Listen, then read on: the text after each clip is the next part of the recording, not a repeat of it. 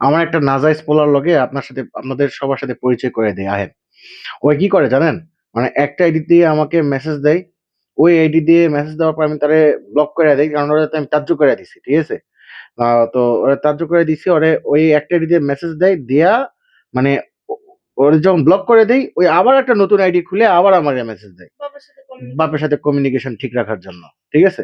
দেখেন, এই হলো অবস্থা। আর বাপরে মানে যখন আমি তাজ্জু করে দিছি, ঠিক আছে? নাজাইজ পোলা ওরে আমি তাজ্জু করে দিছি। ওরে আমি ড্রেনে ফেলায় দিছি।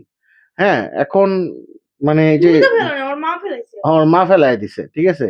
এখন ওর মা ফেলায় দিছে। এখন ওই হলো ভাই কি বলবো? মানে ওই যে আ বা মানে অনেক বংশের ধারা মানে বইটা অনেক অনেক রাখছে। অনেক ড্রেনে অনেক পোকামাকড় আছে না?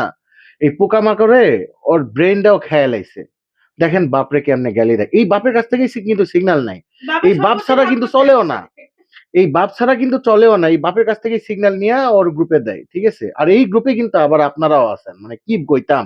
ভাই আপনাদের এই এর গ্রুপে আপনারা যারা আছেন আপনাদেরকে আমার দেখার খুব ইচ্ছা। ঠিক আছে? একটু দেখাও।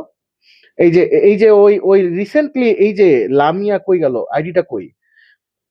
রিসেন্টলি লামিয়া থেকে একটা মেসেজ দিছে। হ্যাঁ? আপনাদেরকে তো ভিডিওতে দেখাইলাম। মানে ওই ব্যক্তি আরেকটা মানে আইডি খুইলা এই যে এখন আমাকে আরেকটা এ মেসেজ কি দিল। হিজড়া নাকি গে? ঠিক আছে? হ্যাঁ?